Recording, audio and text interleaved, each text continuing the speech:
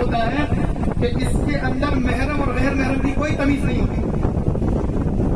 اس کے اندر محرم اور غیر محرم کی کوئی تمیز نہیں ہوتی. اور ہمارا حال تو یہ ہے کہ ہمارے معاشرے کے اندر خلیلی بہن سے کوئی پردہ نہیں, پھوپھی زاد بہن سے کوئی پردہ نہیں, چچا زاد بہن سے کوئی پردہ نہیں. بولے یہ تو ہماری بہنیں ہیں, ان سے کیا پردہ کرنا ہے؟ اللہ نے پردے کا حکم دیا, اللہ نے بچنے کا حکم دیا, رسول اللہ نے پردے کا حکم دیا, قرآن نے پردے کا حکم دیا. آپ مجھے یہ بتاؤ کہ آپ اللہ سے زیادہ جانتے ہو؟ آپ رسول اللہ سے زیادہ جانتے ہو؟ یہ شادیوں کا ماحول, اس ماحول کا عالم یہ ہے کہ جب شادیاں ہوتی ہیں تو محرم اور غیر محرم کی تمیز ختم. ایک دوسرے سے ٹچ, ایک دوسرے سے لگے ہوئے, اس کا کتنا بڑا نقصان ہے. سرکار نامدار صلی اللہ تعالی علیہ وسلم نے ارشاد فرمایا, میرے آقا ارشاد فرماتے ہیں, اللہ کے نبی نے فرمایا, او لوگوں سنو, ایک غیر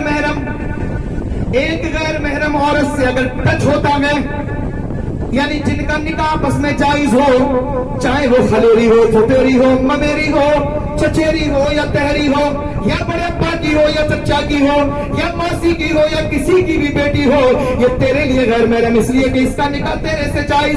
سرکار فرماتے ہیں ایک غیر محرم دوسری غیر محرم عورت سے اگر ٹچ ہوتا ہے تو میرے آقا نے ارشاد فرما دیا وہ اس سے زیادہ کہیں بدتر ہے. سرکار فرماتے ہیں ایک کالے کلر کا خنزیر, سرکار نے مثال ارشاد فرمائی, میرے آقا نے فرمایا ایک خنزیر لے لو جس کا کلر کالا ہو, جس کی چمڑی کالی ہو. سرکار فرماتے ہیں ایک کالی چمڑی والا خنزیر, اور وہ خنزیر ایسی جگہ پہ ہو کہ ایک ڈنڈے کے اندر گندگی ہو اور اس گندگی کے اندر بدبو آتی ہو, وہاں پہ کیچڑ ہو اور مٹی ہو, دلدل ہو.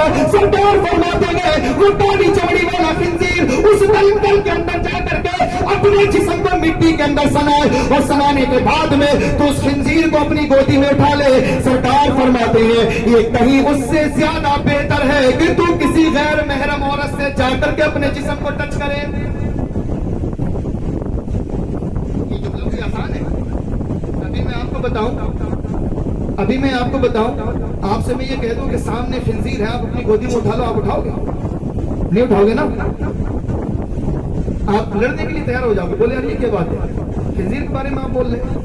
سرکار فرماتے ہیں غیر محرم مرد اور غیر محرم عورت اگر آپس میں ٹچ ہوتے ہیں, ٹچ ان کا جسم ایک دوسرے سے مس ہوتا ہے, لگتا ہے, سرکار فرماتے ہیں یہ کالے کلر کا خنزیر, کالا کیوں فرمایا؟ اس لیے کہ کالے خنزیر سے اور زیادہ کیچڑ چڑھتی ہے. سرکار فرماتے ہیں کالی چمڑی کا خنزیر اور کالی مٹی کے اندر لگا ہوا ہو, اس کے بدن سے بدبو آتی ہو. سرکار فرماتے ہیں یہ ساری چیزیں اس کے ساتھ ہو اور تو اس کو اپنی گودی میں اٹھائے, اور اٹھانے کے بعد میں اس کی گندگی تیرے جسم کے اوپر لگ جائے. میرے آقا نے فرمایا یہ ساری گندگی جو ہے اس سے کہیں زیادہ بہتر ہے کہ تو کسی غیر محرم عورت سے جا کر کے ٹچ ہو.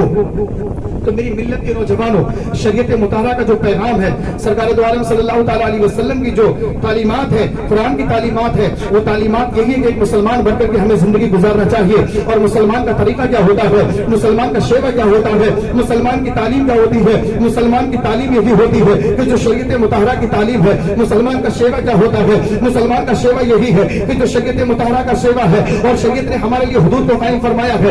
یاد رکھنا کہ جب تک شریعت کی حدود میں رہو گے تم اپنی زندگی میں کامیاب رہو گے, اور جس دن شریعت کی حدود سے نکلنے کی کوشش کرو گے اسی دن تمہارے پر مصیبتیں آنا شروع ہو جائیں گی, اسی دن تمہارے اوپر عذاب آنا شروع ہو جائیں گے. سرکار دو عالم صلی اللہ تعالی علیہ وسلم نے نہ جانے کتنے مقامات کے اوپر ہمارے اعمال کے مطابق ہمیں متنبہ کیا.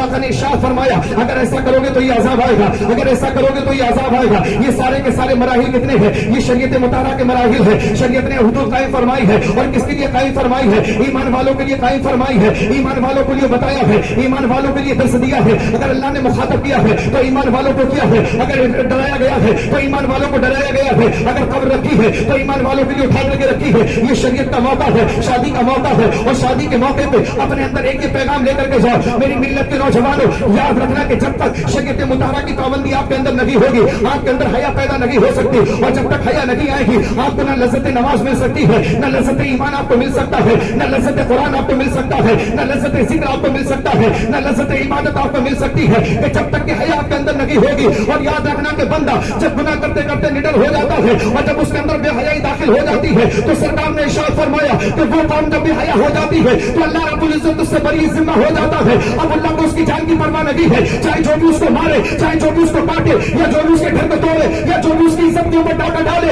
अब अल्लाह को उसकी इज्जत से मतलब नहीं है, अल्लाह को उसके घर से मतलब नहीं है। सरकार फरमाते हैं जब तक तुम्हारे अंदर हया है, अल्लाह की हिफ्ज़ व अमान में हो, और जिस दिन तुम्हारे अंदर से हया निकल जाए तो तुम्हारी मिसाल उस जानवर के तरह दे जिसके नाक के नकेल के अंदर रस्सी ना हो और वो दूसरे खेतों के अंदर जाता हो। अब जो चाहे तो उसको मारे और जो चाहे तो अपने खेत से निकाले। सरकार फरमाते हैं जब किसी के अंदर से हया निकल जाती है उसकी मिसाल उसी ऊंट की तरह होती है जिसकी नाक में नकेल लगी है। लेकिन जब हया होती है तो अल्लाह का फैजान उसके ऊपर होता है, अल्लाह की रहमतें नाज़िल होती है, सरकार का करम होता है, वो जो भी पढ़ता है उसमें बरकतें होती है। अगर नमाज पढ़ता है नमाज की खुशू मिलती है, अगर नमाज पर लगा है उसकी बरकतें मिल लगी है, कुरान पर लगा है उसकी बरकतें मिल लगी है, इबादत पर लगा है उसकी बरकतें मिल लगी है। सरकार फरमाते हैं हया जब तक बंदे में है खुदा उसके करीब है, और जब हया निकल जाती है तो रब कायनात अपनी रहमतों से उसको दूर कर। आखिरी बात बस ये, अपने अंदर हया पैदा करो और समझने की कोशिश करो इस्लाम, पढ़ने की कोशिश करो इस्लाम। वक्त नहीं है ज्यादा इसलिए कि हजरत तशरीफ ला चुके हैं और तकलीफ उजागर के हैं और हजरत हमारे मेहमान हैं। मेरे हाल जो टाइम मुझे दिया गया था 40 मिनट का, उसमें अभी 3 मिनट बाकी हैं, तो मैं सबक से पहले अपनी बात को ख़त्म कर रहा हूँ। लेकिन बस आपसे गुजारिश यही है, इल्तिमास है, रिक्वेस्ट है मेरी कि अपने बच्चों को दीन के बारे में बताएं, अपने बच्चों को कुरानी किस्से सुनाएं। हमने अपने बच्चों को नावल दे दिए, मोबाइल दे दिए, हमने अपने बच्चों को कहानियां दे दी, किस्से दे दिए, पोइम दे दी, हिंदी में दे दी, इंग्लिश में दे दी, ट्रांसलेशन कर दी। हमने अपने बच्चों के लिए तमाम तरीके की हमने आसाइशें कर दी, लेकिन हमने अपने बच्चों को कुरानी किस्से सुनाना छोड़ दिए। हमने अपने बच्चों को और अंबिया के किस्से सुनाना छोड़ दिए। हमने अपने बच्चों को सहाबा, ताबईन, तबी ताबईन और ये इकराम के किस्से सुनाना छोड़ दिए। तो आज हाल ये हो गया कि हमारे बच्चों ने गैरों के किस्से पढ़ना शुरू कर दिए, और जब गैरों के किस्से पढ़ना शुरू कर दिए तो हमारे बच्चों के दरमियान के अंदर इस्लाम और कुफ्र की तमीज खत्म हो गई है।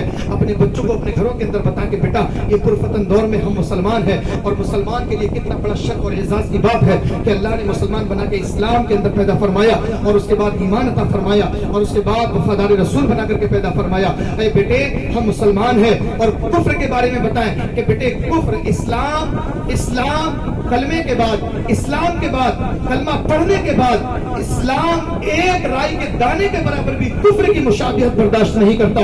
इस्लाम साफ कहता है या तो कुफ्र होगा या इस्लाम होगा, या हक होगा या बातिल होगा। अपने बच्चों को ये तालीम दिया करें, अपने पास के मदारिस में बच्चों को भेजा करें।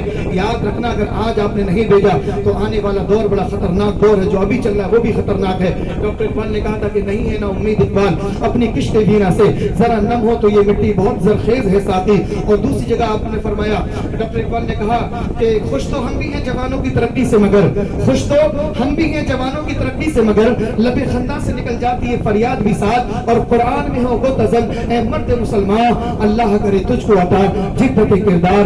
वाखिर दावाना अनिल हम्दुलिल्लाहि रब्बिल आलमीन। अस्सलामु अलैकुम व रहमतुल्लाहि व बरकातहू। वालेकुम अस्सलाम व रहमतुल्लाहि व बरकातहू। माशाअल्लाह, बहुत खूब, बहुत खूब, बहुत अच्छे।